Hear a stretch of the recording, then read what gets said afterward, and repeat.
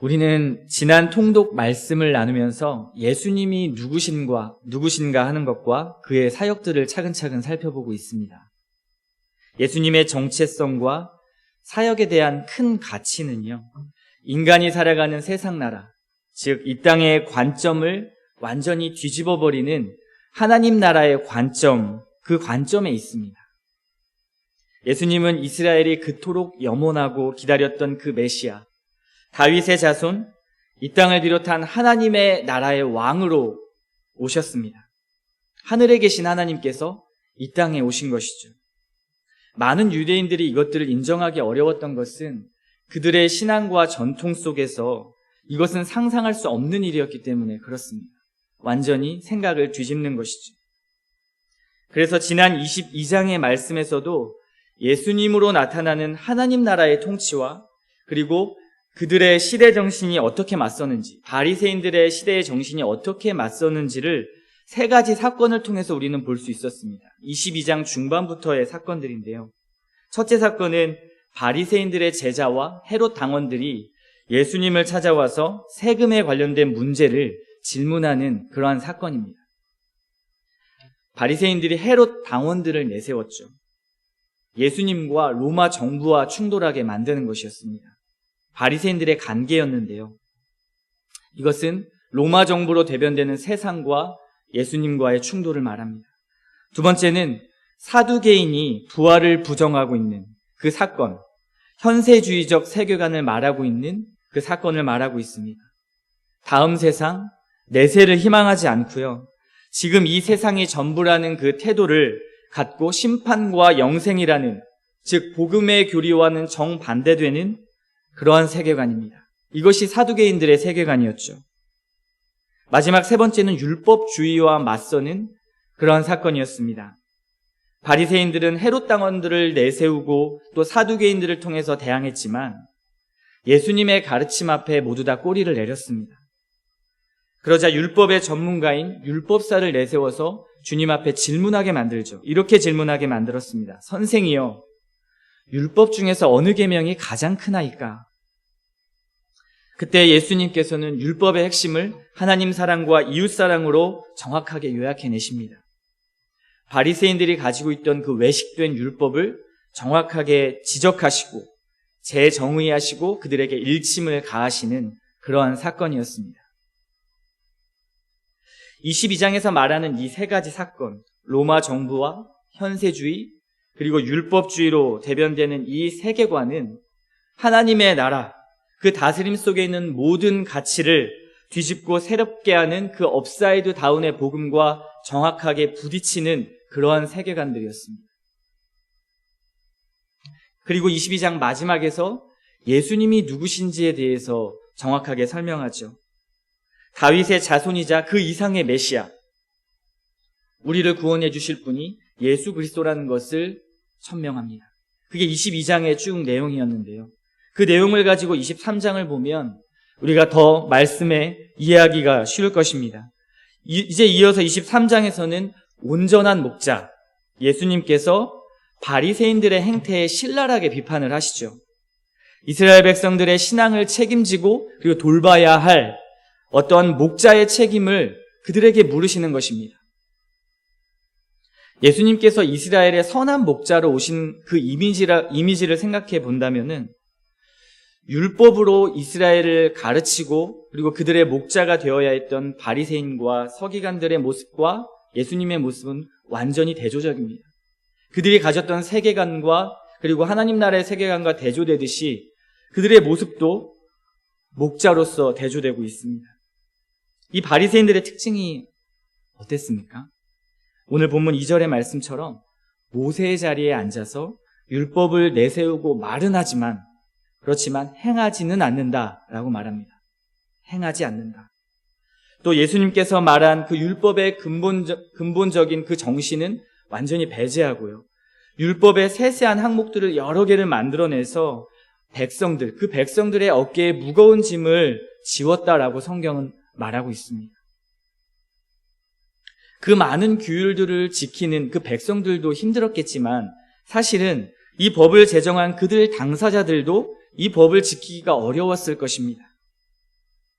결국 그들도 이 법들을 지키기 위해서 어떻게 했냐면요. 그 율법의 올무에서 버틸 수 있었던 것은요.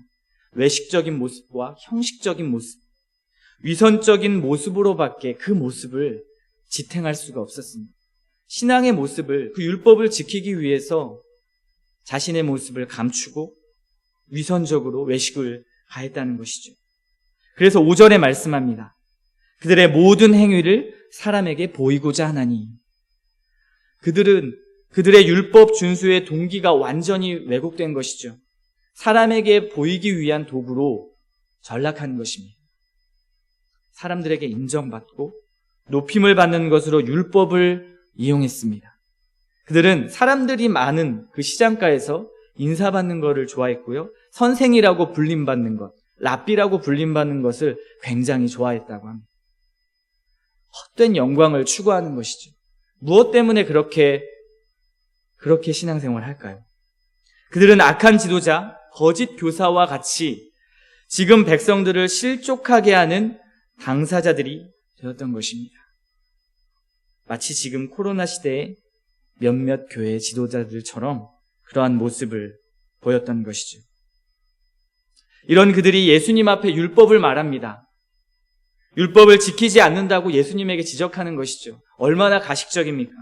세상 사람들 앞에 복음을 말하면서 부끄러운 짓을 하는 지도자들과 같습니다.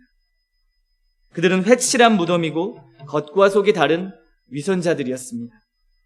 오늘 말씀 17절 이후에도 보면요. 율법을 통해 나타나는 의로움과 긍휼 그리고 정의는 모두 온데간데 사라졌다라고 말씀합니다. 그들은 성전을 남용해서요. 자신들의 탐욕을 채우고 율법을 계속해서 오용해서 자신의 이득을 채우는 일들을 했습니다. 주님은 이런 그들을 바라보시면서 7번에 걸쳐서 말씀하시죠. 화 있을진저 라고 말씀하시면서 그들을 저주하십니다. 하나님의 백성을 잘 돌봐야 할 선한 목자가 아니라 불법과 외식으로 가득한 타락한 목자라고 예수님께서 지적하는 것입니다. 율법의 열심이었던 이들은 무엇이 동기이고 무엇이 그들의 신앙의 목적이었을까요? 이들이 정말 율법의 본질인 사랑과 정의 그리고 예수님의 그 긍휼 어린 그 사랑을 깊이 깨달았다면 그들의 모습은 어떻게 바뀌었을까요?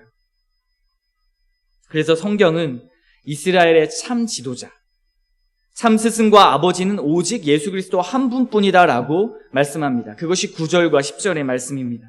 땅에 있는 자를 아버지라 하지 말라. 너희의 아버지는 한 분이시니 곧 하늘에 계신 이시니라. 또한 지도자라 칭함을 받지 말라. 너희의 지도자는 한 분이시니 곧 그리스도시니라. 우리의 참 지도자, 우리의 참 아버지는 예수 그리스도라고 말하고 있습니다. 바리새인들이 선생되고 바리새인들이 아버지가 되고 싶어 했던 것은 그들의 잘못된 동기와 목적 때문입니다. 바리새인 역시 종교를 꾀하는 어쩌면 무신론자보다도 더 악한 탐욕과 욕망을 추구했던 그러한 사람들이었을지 모릅니다. 세상 앞에서 큰 자가 되기를 원하고 사람들에게 인정받기 원하는 그 세상의 가치와 너무나 부합하는 사람들이었죠. 강자가 되고 싶어 했던 것입니다. 이때 성경은 우리로 하여금 왜곡된 목자에서 참 목자를 향하도록 그 눈길을 돌리게 만듭니다. 그분을 오직 예수 그리스도라고 말씀하시죠. 이 바리새인의 세계관에서 완전히 다르게 말씀하시는 그 예수님의 모습을 한번 보십시오. 그것이 11절과 12절의 말씀입니다. 너희 중에 큰 자는 너희를 섬기는 자가 되어야 하리라. 누구든지 자기를 높이는 자는 낮아지고 누구든지 자기를 낮추는 자는 높아지리라. 하나님 나라의 높아짐과 낮아짐의 개념은 우리 시대의 개념과 출발부터가 완전히 다릅니다. 완전히 다른 포지션에서 시작합니다. 세상의 높아짐은 권세와 명예, 그리고 사람들의 인정을 통해서 인간의 가치를 증명받고 그리고 그 사람의 능력을 인정받지요. 그 가치 존재의 의미를 그렇게 증명합니다. 그런데 하나님 나라의 높아짐은 어떨까요? 하나님이 나의 아버지이시고 내가 그분의 자녀가 되는 것, 이것이 우리가 높아지는 것입니다. 어떤 말씀인지 이해하십니까? 온 우주를 운행하시는 그 하나님에게서 그분의 아들의 귀한 피값으로 받은 그 생명을 취하는 것, 이것이 높은 자가 되는 것입니다. 그분과 함께 있으면 우리보다 높을 것이 없습니다. 왜냐하면 하나님이 가장 높으시기 때문입니다. 우리는 지난 주일 사도행전 말씀을 보면서 배 안에서 죽음 앞에 서 있는 그 사람들의 본성을 보지 않았습니까? 생명을 얻기 위해서 모든 것을 배 안에서 다 버려내는 사람들. 가장 중요한 것은 생명이라고 생각하는 것입니다. 언젠가는 끊어질 생명이 아니라 영원한 생명을 말하는 것이죠. 그 생명보다 귀한 것이 우리에게 어디 있겠습니까? 내가 지금 파손하는 배에 있는 것을 깨닫는다면, 그렇다면 모두 버려낼 수밖에 없습니다. 그래야 살 수 있으니까요. 버리지 못하면 배는 파손하고 마는 것입니다. 그런데 바리새인들은 버리지 못했습니다.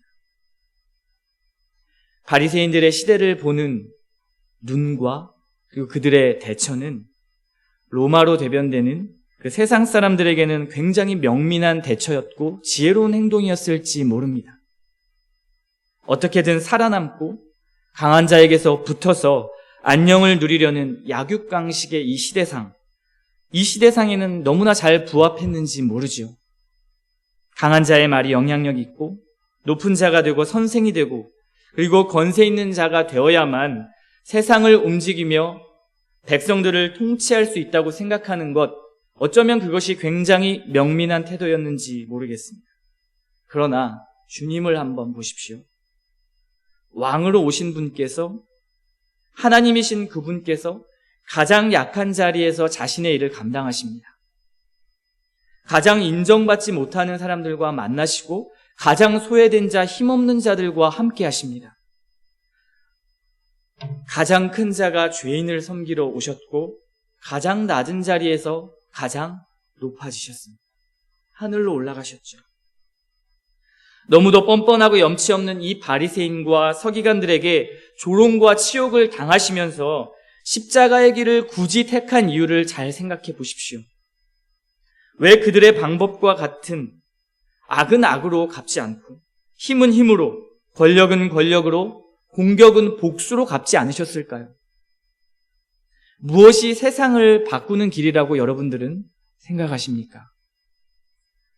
주님께서 오늘 23장에 이 저주를 하신 뒤에 24장에는 심판에 관해서 말씀하신다는 것을 기억하십시오.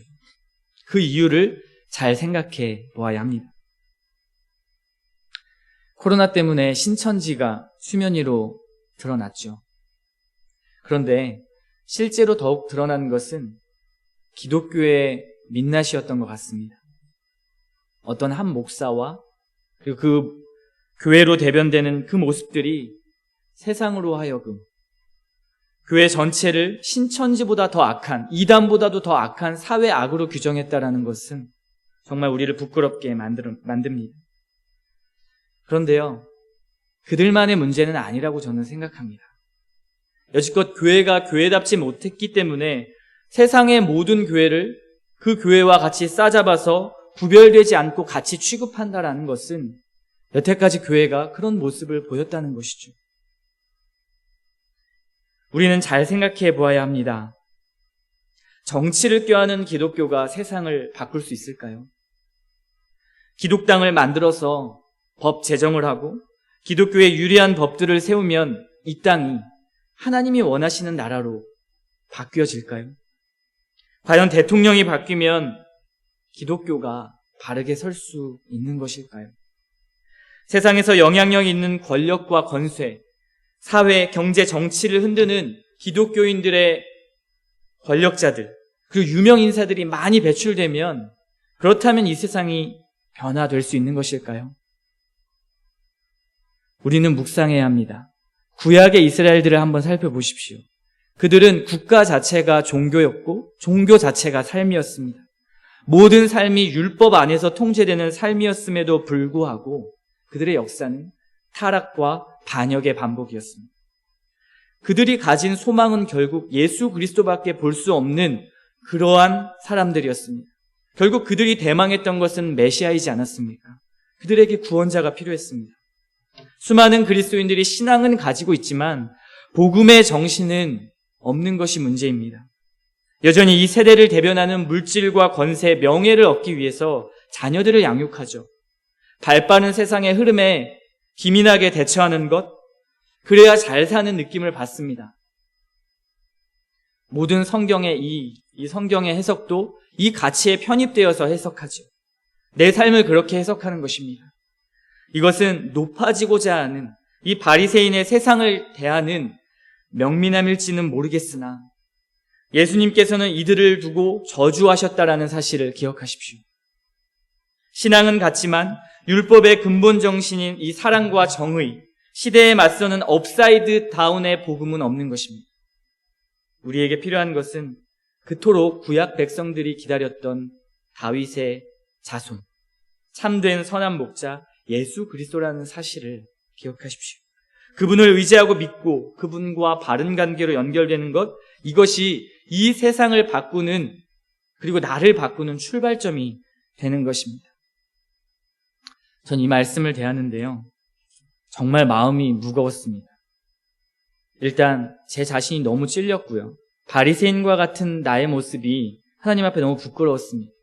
그리고 또 하나 생각을 스쳐가는 것은 이 땅의 교회들의 모습이 함께 보였습니다. 정말 부끄러운 모습들, 그리고 나의 부끄러운 모습들, 교회의 부끄러운 모습들을 주님이 이 말씀을 통해서 깨닫게 하시는 줄 믿습니다. 우리가 세상 앞에 당당할 수 있는 것, 복음 앞에 있는 삶은 바로 낮은 자리에 있을 때입니다. 그것이 주님의 당당함이었습니다. 우리가 세상 앞에 당당할 수 있는 것, 낮아지는 것입니다. 세상과 똑같은 방법으로, 그리고 세상보다 더 높아져서 그들을 누르고 압제하는 방식으로 예수님께서는 낮아지시지 않았습니다. 우리 교회는, 그리고 나는 욕먹고 있지 않으니까 괜찮아라는 생각을 접어주셔야 합니다. 오늘 말씀을 통해서 내가 정말 주님과 같이 낮은 자리에 있는가, 우리 교회가, 그리고 나의 가정이, 그리고 나의 삶이 이 시대적 가치를 따라 끌려가는 바리새인과 같은 모습은 아닌가 묵상해야 합니다. 내 신앙의 동기와 목적을 다시 한번 점검하시기를 바랍니다. 우리는 사람의 시선이 아닌 하나님의 시선을 따르는 자들입니다. 이 은혜가 저와 여러분들에게 있기를 소망합니다.